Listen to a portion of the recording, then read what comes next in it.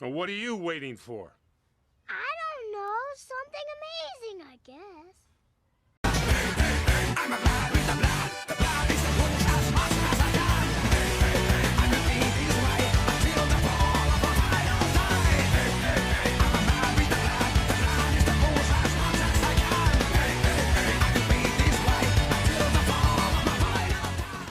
Good evening, ladies and gentlemen. I am the sarcastic barman and welcome to the channel. And as a yearly tradition, it's January, so welcome back to Wales. Recording this week from my mother's kitchen. Yay! And we're also doing something a bit different on the video. We're going to have a look at the debate between Pajama Pants and Dr. Bob last week on the Shills channel. And we're going to be looking at Pajama Pants' claims. And unfortunately, he had nothing to back up his claims, so we'll just have to take them as claims and see what evidence we have to say that claim is bollocks. So let's see what the first claim is, shall we? Okay. First of all, I believe no lockdowns or restrictions were ever really necessary. I think they've caused a lot more damage and deaths than any virus has. Sadly, every flu season, many people die from respiratory conditions and hospitals are often extremely busy. First bit, lockdowns. At least he said, I believe, and it is a pain in the ass thing. Because if you look at the example of Australia, they did brilliantly. You look at other countries with lockdowns, not so good. Australia is one of those pain in the ass examples because it's an island that is notoriously awkward for people to get into anyway, making sure you've got all your visas and everything like that sorted before you get there. Whereas we're very used to in Europe being able to go, let's go here, let's go there, sorted. So yeah, not sure where I'd want to bring myself down on that one. The scary thing is you say, well, if we didn't have lockdown, what case numbers, what death numbers might we have had? And that could be the scary thing.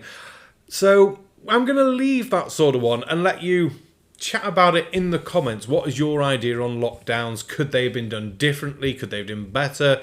Could it have been done not at all? Masks? Meh. It's not really an issue wearing a mask. Now, influenza numbers though. So mortality rates for influenza and pneumonia. 2018 was 29,516. 2019 was 26,398. And for 2020 was 35,778. So not much of a change all round. Just showing that it's not really a bad flu season. It's 2 or 3 flu seasons in one go. On top of flu as well. So, no.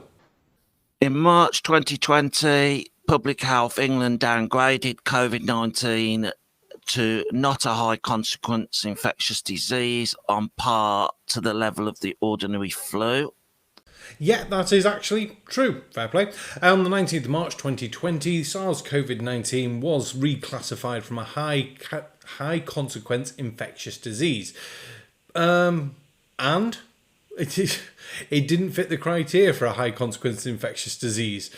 We knew more about the virus, we knew how to test better for the virus, and more importantly, it didn't fit the criteria for a high consequence infectious disease.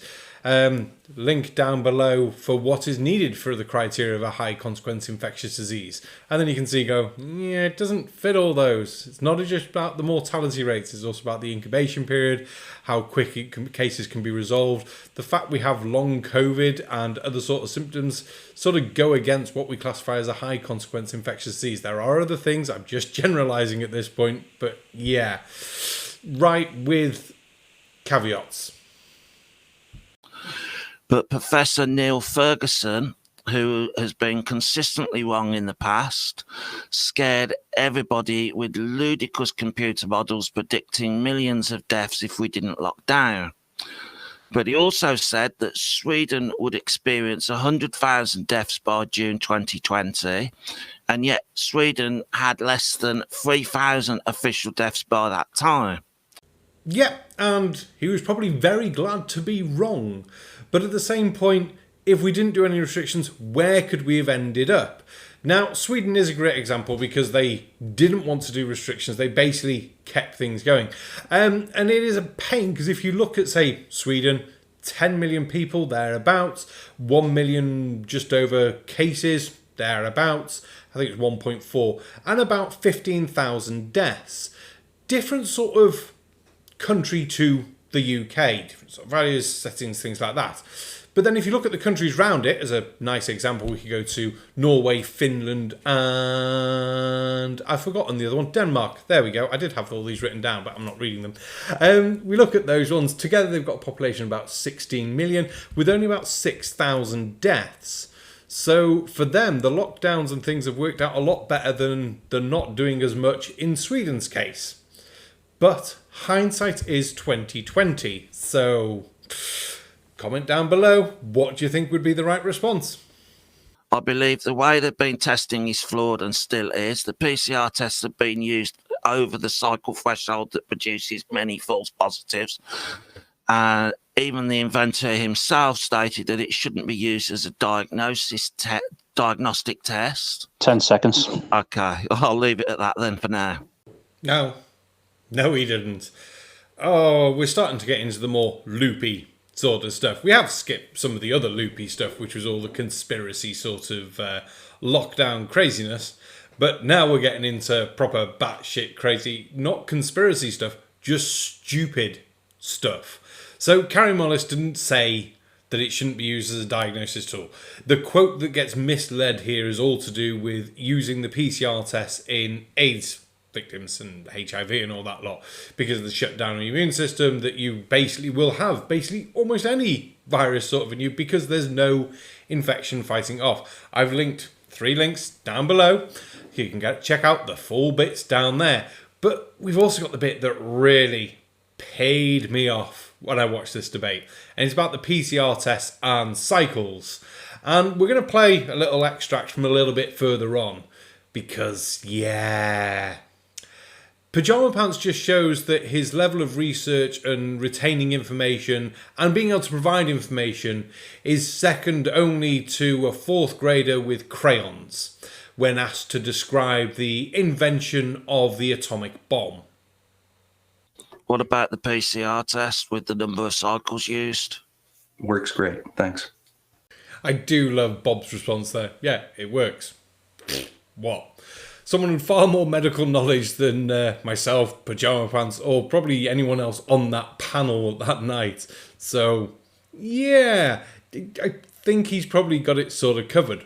But, because we can't do the whole fallacy of, you're saying he knows more, so he must be right. We're going to break some bits down. First bit, included a link down below. More links. So many links. How many do you think I'm going to forget? You can put that in the side chat now. But yeah, so we've left a link down there about understanding PCR tests, the cycle thresholds, thermal thresholds, all that jazz, maximum sort of numbers and things like that. But we've got to let Pajama Pants dig his hole because we need to push him in it.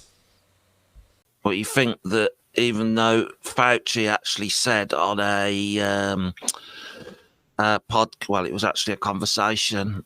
He said that basically they're over 35 cycles that can pick up virtually, it can produce massive loads of false positives. They're not really fit to be used. Go ahead and tell me what a cycle is. Now, a couple of bits that we're going to have to discuss on PCR tests. Very briefly, and with my very slightly intoxicated brain.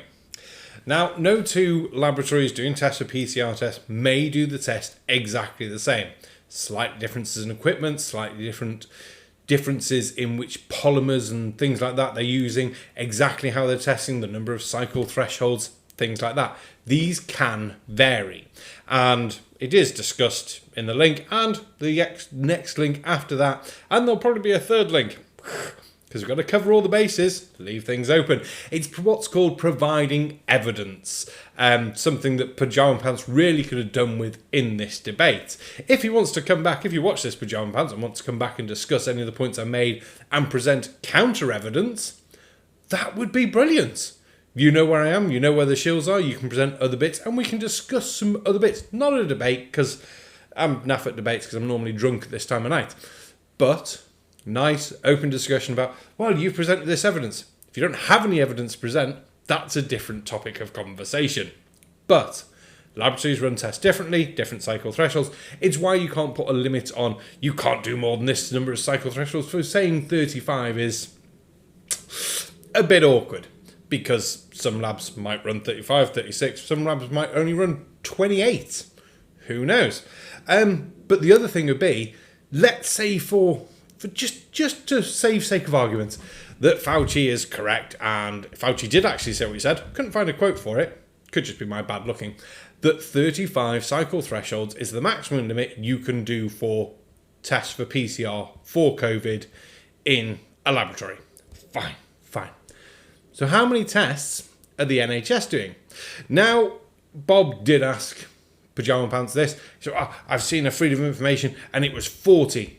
He couldn't present any information for it. He said, I've just seen it. Oh, I've closed that one now. Now, it's amazing what about 30 seconds, it wasn't even 30 seconds, of looking on the internet for Freedom of Information Acts for cycle thresholds for COVID will get you. And it'll get you this. So here we have the said Freedom of Information request. Now, what does it say? I'm writing in response to your request for information made under the Freedom of Information Act of 2000 in relation to the cycle threshold being used for PCR tests of COVID-19.